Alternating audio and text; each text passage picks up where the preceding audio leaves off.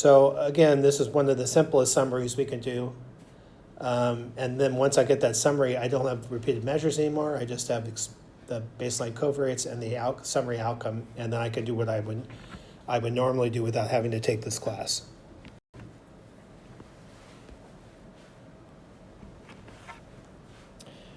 The only other thing you can add to this is when I do have different numbers of observations on a subject, I may want to weight subjects differently. If I have 30 blood pressure measurements on one subject, maybe their measurement of blood pressure should get higher weight than somebody that had 5 measurements, because I get a better estimate of it.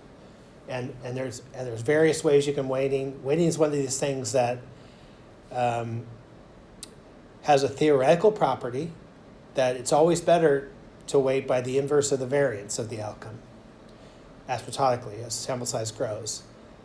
Of course, we never know the variance. We have to estimate the variance. So you don't weight by the variance, you weight by 1 over the variance. So if I have the variance of my y bar, I, for a particular subject, if I knew it, that would be a great weight.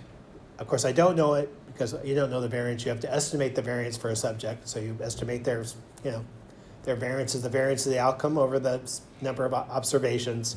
And if I do the inverse of that weight, in theory, that's the maximum likelihood estimator. That's the best one. But it turns out, whenever you estimate weights and you don't know them, you could have way more variability than not weighting. So you have to be. It's better to weight for something that's very stable than to weight by something that's could be unstable. And estimates of variance, if I have like 3 or 4 measurements, can be very unstable. It's a very messy weight. If I took a different 3 samples, I get a completely different weight. So you start weighting randomly, that just adds noise. It's just a lesson to learn in general when doing weighting. If you can do it by design or whatever, if you can avoid weighting, that's the best. But even when weighting makes sense, it's better to weight by something that you don't really have to estimate and it doesn't have a lot of variability. Because you put something in the denominator with a lot of variability, it can get really huge. Like I can, by chance, estimated variance is close to 0, that's going to be a huge weight when I put 1 over it. And I'm going to weight some subjects by 1,000 times. And so you start ending up getting regressions where like a few people dominate the estimate of the coefficients, and that's always unstable. So just be careful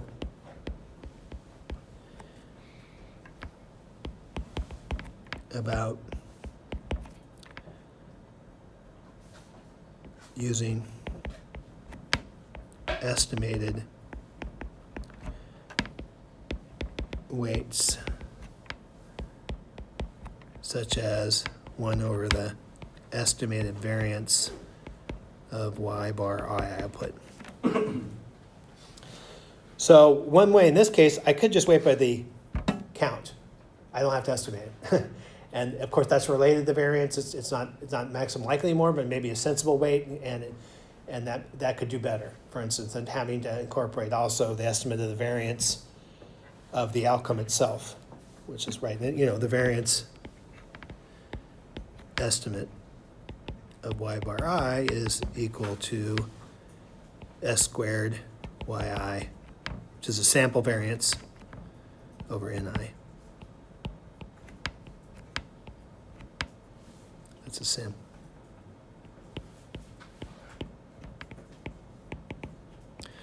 Oh, it's just something else that comes up. If I don't have regular measurements, if everyone's weight measured the same amount of time, it's not an issue. But if I get kind of irregular measurements and I want it, and I can also use weights, but I have to be careful about weights because they can really create more instability than they fix.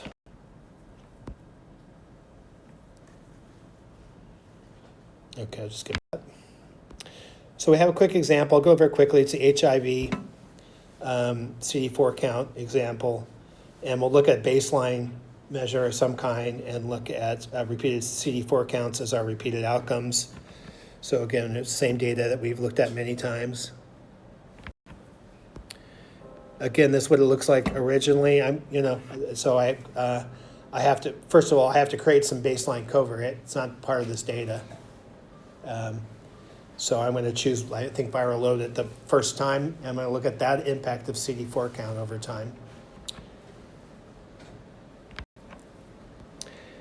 Again, this is, the general problem. I have longitudinal data. I need to make cross-sectional data. I want that. I have to create a baseline exposure from viral load. I have to summarize all the CD4 counts over time on each subject separately and create a new data set. That's all this is doing here. So it's always the nuisance in this course, and will be when you do your own analysis, that data processing becomes a big part of it. Data manipulation, data wrangling, whatever you want to call it. So I'm not going to go over this because, again, it's one way to do it. You could do it many different ways. This is a way that I created both this average outcome as well as the baseline. And I use this first command here, which says just make your first viral load measurement my explanatory variable. So I'm looking at baseline viral load and then the summary of the CD4 counts over time on the subject, comparing them. Not necessarily a bad thing here because there's no change in treatment here. So it is a legitimate comparison. I'm looking at how does that baseline viral load predict the response to treatment. And when you look at the data at the end, this is what it looks like. Now I have one row per person, right? I got my base time. I'd like that to be 0, not always 0. That's the first measurement I get on a subject. And then I get my base log viral load measurement, and then I get my average CD4, and I also get the number of measurements used for it. So you can see it varies, 26 the first row, 7 down here, etc. So maybe that weighting will be helpful in this case. Just doing what we always do. Now it's cross-sectional data. I just want to look at the pattern. I don't see a strong pattern. So here's the average CD4 count that's measured on about 500 subjects versus base viral load. You can see you have a lot of them at the base viral load was non-detectable, right? So that's a lot of those. Again, you may want to worry about that and model it in a different way. It looks like as base viral load gets higher, the average CD4 count over time may go down a little bit. Doesn't look like it's a strong relationship. And again, we've talked about this before, and that viral load is a very messy measurement. So if I had replicates of viral load at the first time, maybe that would be a better predictor, but I only get one.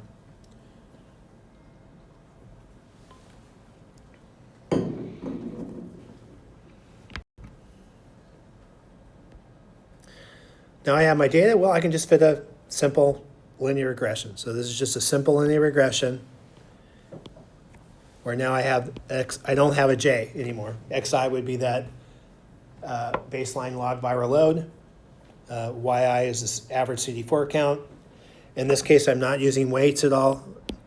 I use these kind of library Broom, if you haven't heard of it. It's a tidyverse command that takes regression output and makes it look better.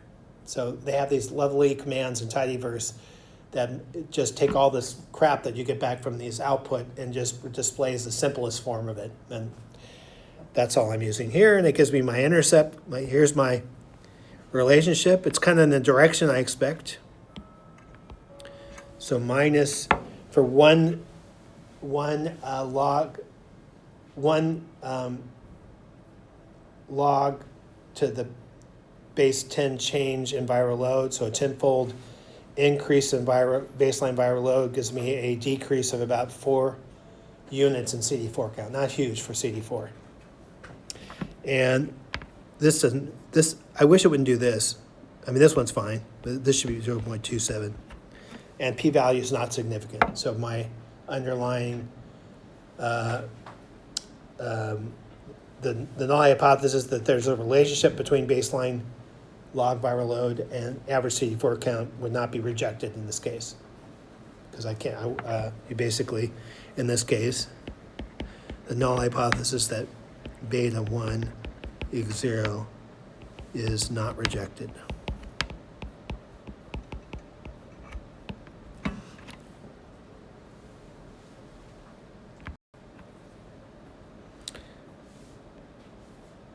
All I did here is just add the fitted line you can see to the curve. So again, this was a smooth. So, no model, just smooth through the data. And here's our linear model fit. And it's not surprising that it's a very shallow drop. We don't see a significant relationship. Anyway, you can look at that. It just gives you the results.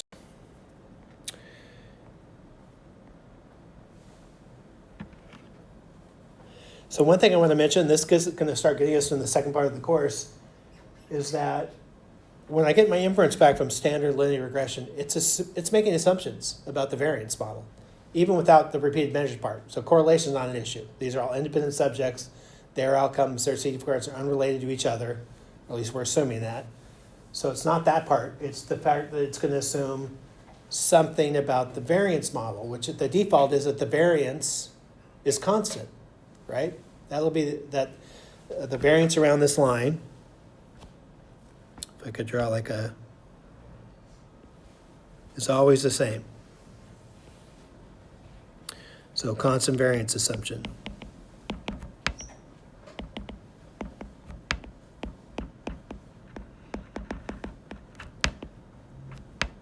Affects the standard error calculation. So when it calculates the standard error, it's actually based on a model. It's not model free. It's based on a model that the variance is constant. If the variance isn't constant, then that standard error can be biased, right? So there is a way, even without repeated measures, there's a way to account for the fact that your model may not be true in terms of your variance model. We'll talk a lot about it in the context of longitudinal data, but it's also true cross-sectional data. I just want to make that point here. Here's what a plot that looks like, would be a plot that would look like if you had constant variance, right? So it looks, the spread around the line is pretty equal. There's former tests of this. The fancy term is called homoscedastic. That's just constant variance, which I like much better. And if you look at it, if you look at the form of the coefficient estimates in linear regression, it has a closed form, meaning I can get my estimates by taking a bunch of numbers on the right and doing a mathematical operation and get it once. I don't have to iterate anything. It's a closed form solution, meaning I'll have my estimates on one side and my data on the other side. And there's a mix of the two. We get to other kinds of models that's not true, and you have to iterate to find the maximum likely solution. But in this case, it is. So I can just look at the form of the coefficient estimates, what it looks like, and I can derive the variance. And without, because I don't care that much about the math, this is what it looks like. I'm not going to derive it. It looks like this. So this is how we get our standard errors, right? Our standard errors of the beta hats come from the estimate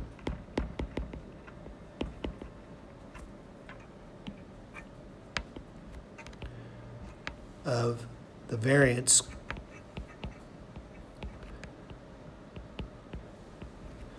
So this is a P by P variance covariance matrix. It looks like if I have, let's say I have two coefficients, it'll look like this. It'll be variance of beta 0 hat, covariance of beta 0 hat, beta 1 hat. They're always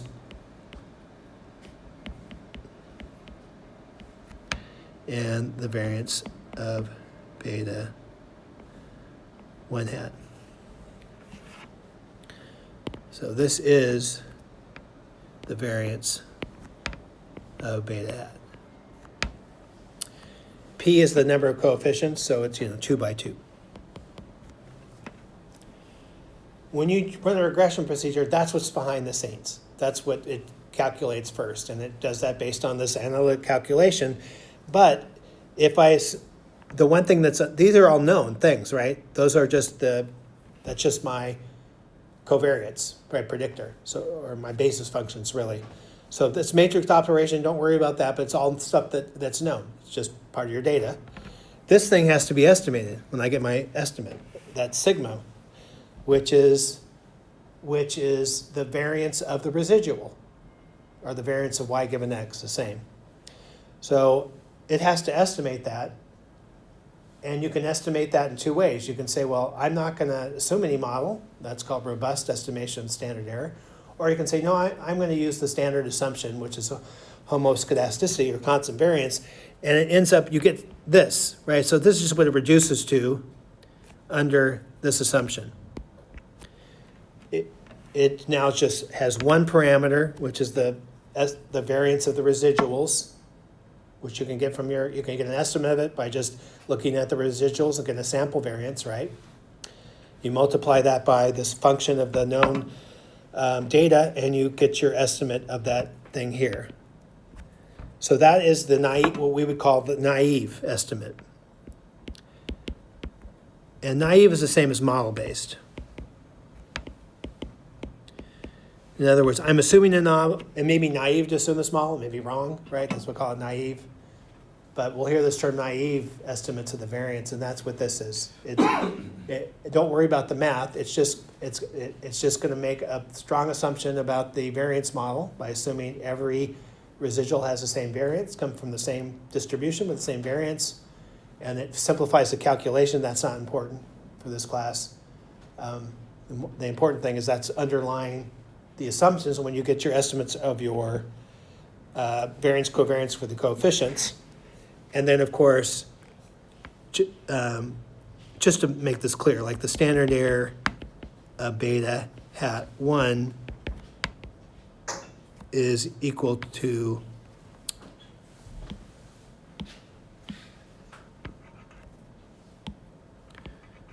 the square root of the estimated variance of beta 1 hat, right? So we never know the variances, we have to estimate them. We use this equation to estimate it, and what we do is we plug in estimates of the unknown things, which are just these things here. Either in the more general case, that big capital sigma, in the smaller case, in the naive model, it's some estimate of the residual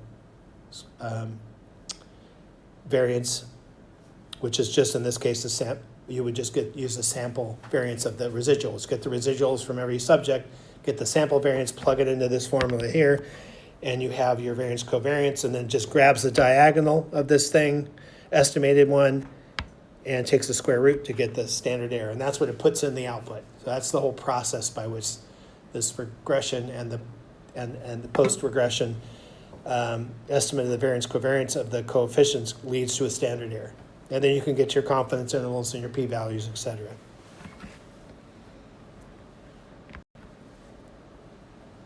So when it's not true, the constant variance assumption, it may look like this. It's exaggerated, but here are the variance. It's often you can often see the case, particularly when you're dealing with things that are like counts, that the variance gets bigger as the mean gets bigger, right?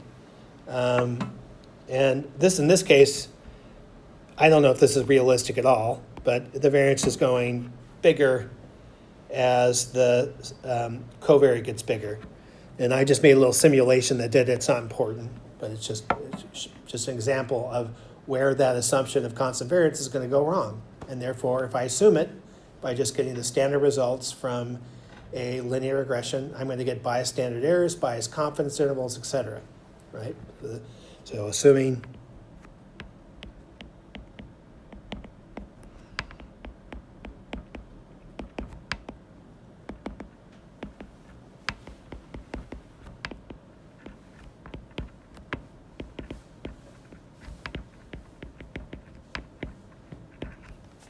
could lead to biased estimates of the standard error. And does that bias estimate has a specific direction, or it can go? No. No, there's nothing general to say about that. Yeah. I mean, it could be it's when you get your residual variance, it's averaging the residual variance here to here and here, and maybe just putting it in does a good enough job. I don't know. It doesn't even necessarily mean it's going to bias it. But in general, you rather get standard errors that don't rely on unnecessary assumptions, right? If you do diagnostics where you do apply the residuals versus like the mean and it looks constant, maybe you feel more comfortable with the naive standard errors. But in general, I would just say is you always go for the robust estimate of the standard error, because why make that assumption? If the assumption is true, the robust standard errors will go to the naive standard errors. as sample size grows. So it's not like you bias them by assuming robust if the naive is true. So it's just generally better to assume a bigger model when you're going to use standard errors, unless you have strong arguments for why the naive model is correct, and you almost never do. So robust standard errors, all they do is take that original formula that we put up here that you don't have to worry about, and they plug an estimate of that whole variance covariance. That's a diagonal matrix in this case, because remember it gives you the covariance of every observation, but they're all zero because of independent. So it just has something on a diagonal. They call this a sandwich estimator. So you may hear this, that this is a robust standard error estimates or robust variance in this matrix, but you get the robust standard errors from it. And they call that the sandwich estimator because you have this called the hat matrix on either side. That's the bread, and in the middle you have the estimate. So it's like you get, this just looks like that part. That's the bread. And that thing there is the cheese, or whatever you want to call. It has the sandwich form, and they call it the sandwich estimator. So that means you have to get a different estimate of this thing when you plug it in. It's not going to be just a constant variance now. We're not going to talk about how you get it at this point. We'll talk about that later, but some way of getting it that doesn't make the assumption that the variance constant. Let's just say that for now.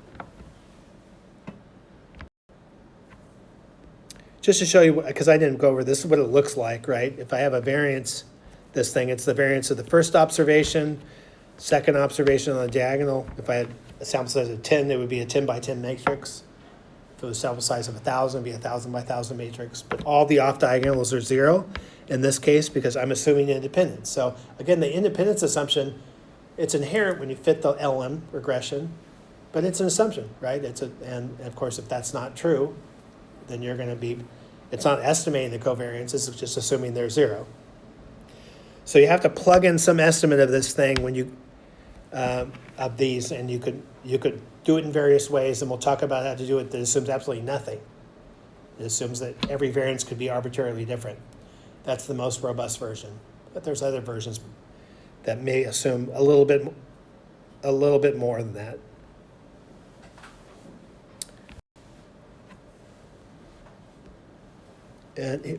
And I just give you an example of fitting it. So how I use this thing called sandwich, and that's for taking a regression and then using this to get your robust standard errors.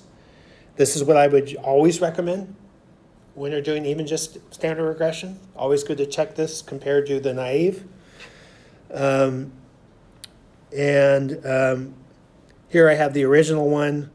Here's my estimate and my standard error. When I do the robust, I get this same estimate. The estimate doesn't change, even though one has decimals and the other one doesn't, because the estimates don't change. It doesn't change the estimates. It only changes the standard errors, and I can see I get a much bigger standard error here. That's liable to give you more accurate inference, p-values that are trustworthy, confidence intervals that have the right coverage, etc.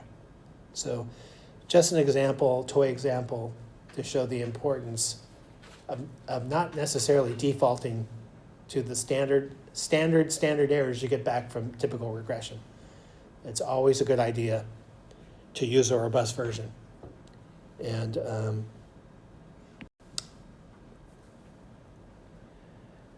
I did this again. Don't worry about that. I redid it for this CD4 example. Actually, in this case, it's not that different, right? Here's the standard error here. Again, this is just rounding. They're identical. It's almost the same. Like, you're not always going to get big, but I know now they're the same. So then I don't have to worry about getting biased standard errors. I could use the naive because I've tested it, and it's the same as the robust. So if they're same, maybe that constant variance model works well enough in this case. Okay, I'm going to summarize the slide, and then that's just the weighted. Don't worry about the weighted. The weighted regression in this case for the CD4 count example might be worthwhile because there's so much variation in the numbers, and you don't want the same person to weight the same if they only contribute 2 observations to the average as opposed to 30. So it's a good, and again, the weighting makes, to me, more sense to use the number, which is not I don't have to do any estimation, than the classic one, which would be 1 over the estimated variance of the average, which has this additional noise element to it. But again, that's another kind of dual message that's general, not just for this course. Use robust inference. When in doubt, when you're using weights, be careful about estimated weights. And then next time we'll get into count, summarizing his counts and getting into count regression. I'll go pretty quickly because I don't think it's central to the course. I just think it's useful to have in the context of time invariant covariates. And so there's a lot of slides, but they're not. I'll try to highlight what's important and what we can ignore. Any last questions? Okay. See you on Thursday. Thank you.